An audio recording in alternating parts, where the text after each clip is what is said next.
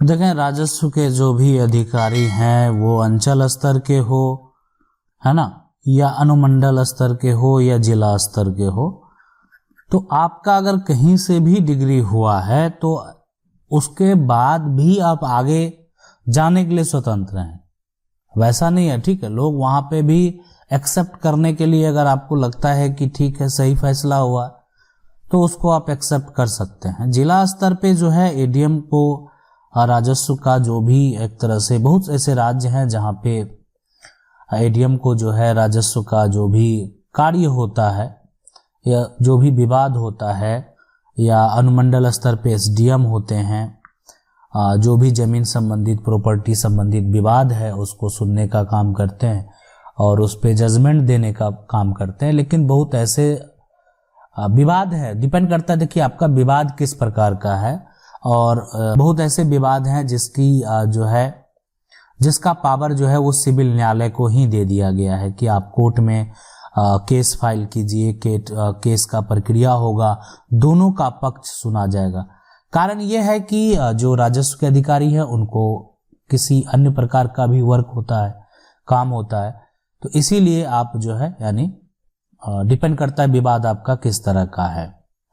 आज जो सवाल है ये कह रहे हैं कि सर हम डीसीएलआर में केस जीत गए, एडीएम में केस फाइल कर दिया और वहां से पैसा देकर जजमेंट ले ली, पर वो जो है पाकिस्तानी है और वीज़ा पर जो है रहती थी।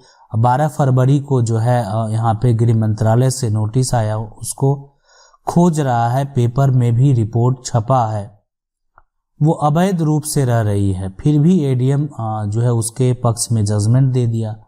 आगे क्या करना होगा? देखिए आगे अभी फिलहाल आपको विकल्प यही है कि आपका जो भी जिस तरह का विवाद होगा, उस विवाद को अगर वो सिविल के दायरे का विवाद है तो सिविल न्यायालय में उसको ले जाएं। और ऐसा नहीं है कि देखिए कि एक बार आपका जजमेंट हुआ, दोबारा एडीएम के द्वारा मान लेते हैं जजमेंट दे दिया गया, लेकिन आप अपने जगह पे अगर सही हैं, अगर लगता है आपको गलत फैसला हुआ है, तो दोबारा आप सिविल न्यायालय में केस फाइल कीजिए, एक वकील से संपर्क कीजिए और आपका जो भी मामला है उसको पूरी तरीके से उनको बताइए, आपको जरूर न्याय मिलेगा।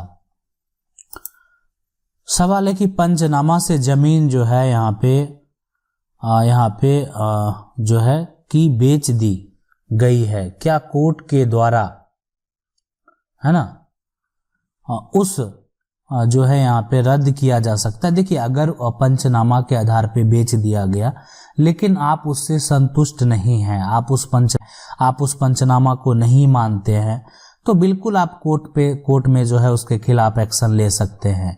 आपको लगता है कि अगर गलत किया गया है तो बिल्कुल कोर्ट के द्वारा उसको रद्द कर दिया जाएगा।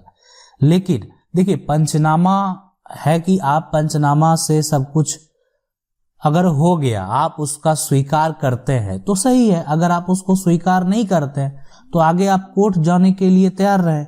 आप कोर्ट से जो है आप जजमेंट हासिल कर सकते हैं या आपका जो हिस्सा है वो प्राप्त कर सकते हैं। सवाल है कि सर एक बात पता करनी है, हमारे जमीन 1950 जो है में सरकार ने ले ली थी और हमने जो है यानी बॉन्ड्स दे दिए, वो बॉन्ड्स जो है हमें घर में यहाँ पे सफाई में मिला, अब सब बॉन्ड्स को कहाँ लेकर जाना होगा? देखिए अगर जो एक आपका जो जमीन है वो अगर सरकार ने ले लिया है ना, तो सरकार के द्वारा आपको मुआवजा जरूर दिया होगा। अगर आपको मुआवजा नहीं मिला या बॉन्ड्स आपका है कुछ ऐसा जो कि जमीन वापस करने का हो, जिस तरह का भी हो, है ना, उसमें जिस तरह का भी बॉन्ड्स बना होगा, तो आप उसको अब लेके जो है आप न्यायालय जाएंगे, कोर्ट जाएंगे, है ना, कोर्ट जाएंगे। इसलिए कि जो राजस्व के जो भी अधिकारी हैं, जो एक तरह से जमीन संबंधित जो भी समस्या हो या जिसको भी हो, तो वो सरकार के ही होते हैं। और अगर आपको सरकार के खिलाफ लड़ाई लड़नी है तो आप इसलिए न्यायालय जाएं। सवाल है कि सर मेरा जो है गांव में जमीन है लेकिन मेरे पिताजी वो जमीन छोटे भाई के नाम से करने का बोल रहे हैं, उनके नाम नहीं होती है तो बेचने का बोल, अभी मैं क्या करूं जिससे मुझे मेरा हिस्सा मिल जाए। अगर जो गांव की जमीन है वो पैतृक है ना, पैतृक संपत्ति है, तो अगर वो पिताजी ऐसा बोल रहे हैं ना कि छोटे भाई के नाम करेंगे, तो वो नहीं कर सकते हैं ना, पिताजी बेच सकते हैं। आप दोनों के लिए जो है आप पार्टीशन शूट करके अपना हिस्सा प्राप्त कर सकते हैं, इसलिए कि आप उसके एक हिस्सेदार हैं। लेकिन अगर पिता की जो है खुद की कमाई से अर्जित संपत्ति है ना, अर्जित संपत्ति है, तो आप कुछ नहीं कर पाएंगे, कुछ नहीं कर पाएंगे।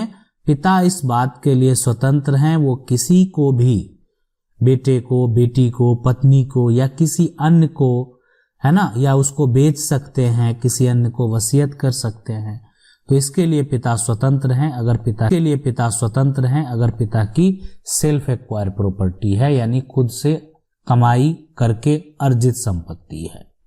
सवाल है कि सर प्रॉपर्टी जो है कौन से एक्ट के अनुसार वापस ले सकते हैं। मेरा प्रॉपर्टी बिना बताए धोखे से बेचा गया है 1982, 99 और 13 में। अगर धोखा देकर जो है वो बेचा गया है ना, तो आप जो है केस फाइल करेंगे बेचने वाले के ऊपर जो बेचा है, और आपको साथ में पार्टी उसको भी बनाना है जो खरीदा है ना, कि एक और पार्टी उसमें भर गया आप। और यानी जो रिलीफ एक्ट है, स्पेसिफिक रिलीफ एक्ट के तहत ऐसा प्रावधान है कि अगर आपकी संपत्ति को अवैध तरीके से, गलत तरीके से बेचा गया है, तो आप उस रजिस्ट्री को जो है प्राप्त कर सकते हैं, उसको कैंसिल करा के। सवाल है कि मेरे पिताजी मुझे जमीन और बोले कि तुम इस पे अपना घर बना लो, फिर उस जमीन पे घर बना लिए। अब बोल रहे हैं कि 5 साल बोल रहे हैं कि तुम्हारा जो है घर तोड़ दूंगा, मेरे जमीन खाली करो। अब क्या करें? देखिए, अगर पिताजी ऐसा बोले हैं और सबसे पहले, और घर आपका बना हुआ है, घर आपके कब्जे में है ना, तो सिर्फ बोलने से वो नहीं टूट सकता है। आप जो है इस तरह का अगर किसी प्रकार का समस्या है तो आप जो है एसडीएम के पास आवेदन कर दें, है ना, कि आपका जो है पिता के द्वारा ही बन दिया गया शेयर है जिसमें आप घर बना के रह रहे हैं और आज पिता ऐसा बोल रहे हैं। लेकिन आपको यहाँ पे किसी प्रकार से डरने की ज़रूरत नहीं है और ना घर छोड़ने की भी ज़रूरत है। ऐसा नहीं कि आप जो जिस पे रह रहे हैं उसको किसी कारण बस उसको खाली कर दें, बिल्कुल नहीं करें, ठीक है। इसलिए कि आपका भी उस संपत्ति पे अधिकार है ना, और जो पिता की संपत्ति है उस पे पूरा अधिकार है।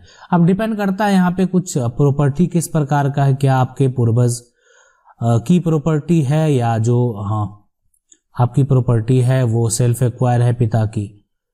तो यहाँ पे दोनों के अलग अलग मायने होते हैं। तो अगर आपका यहाँ पे सेल्फ एक्वायर प्रॉपर्टी होगा पिता का, तो फिर आपको थोड़ा दिक्कत हो सकता है। लेकिन अगर पिता का मान लेते हैं भी संपत्ति जो है उनको अपने बाप दादाओं से ही प्राप्त हुई है, तो यहाँ पे वो कुछ नहीं कर पाएंगे। सवाल है कि सेलर और बायर दोनों को रजिस्ट्रार ऑफिस में जाना या केवल बायर को जाना होगा। देखिए, दोनों को जाना होता है। आप अगर खरीदने के लिए एग्रीमेंट भी बना रहे हैं, है ना, तो एग्रीमेंट पेपर पे भी तो दोनों का दस्तखत होगा कि आप कब पैसा दे रहे हैं, कितना दिन में पैसा दे रहे हैं, आप कितना पैसा भी दिए हुए हैं। तो जो एग्रीमेंट तैयार होता है उसमें भी दोनों का दस्तखत होता है, कब आपको वो जो है संपत्ति वापस वो जो है आपको मिलेगा, है ना, वापस, यानी जो पैसा आप पूरा कर देंगे तो वो संपत्ति कब आपको प्राप्त होगा, वो किसी प्रकार की संपत्ति है। और एग्रीमेंट में कब रजिस्ट्री का जो टाइम है, यानी जो आपका एग्रीमेंट है उसके अनुसार कब आपकी प्रॉपर्टी को जो है वो रजिस्टर्ड किया जाएगा, तो सारा कुछ मेंशन होता है। इसलिए यहाँ पे खरीदने वाले को भी और बेचने वाले को भी, दोनों को भी जाना चाहिए और पहले एग्रीमेंट तैयार कर लेना चाहिए। और एग्रीमेंट के अकॉर्डिंग, है ना, मान लेते हैं एग्रीमेंट आप तैयार कर लिए और वो बेचने वाला मुकर जाएगा तो भी संपत्ति आपके नाम से हो जाएगी। ये बात को आप समझिए। मतलब ऐसा नहीं है एग्रीमेंट कोई ऐसा पेपर है जिससे कोई धोखा दे सकता है। लेकिन अगर मौखिक तौर पे आपकी सारी बातचीत है, आप पैसा ले चुके हैं और बेचने वाला जो है मुकर जाए, उसको रजिस्टर नहीं करे, तो आपको समस्या हो सकती है। आशा करते हैं वीडियो अच्छा लगा होगा। वीडियो अच्छा लगा वीडियो को लाइक जरूर कर दें। चैनल को पहली बार देख रहे हैं सब्सक्राइब करके जो बेल आइकन है उसको जरूर दबा लें। मिलते हैं अगले वीडियो में, तब तक के लिए जय हिंद।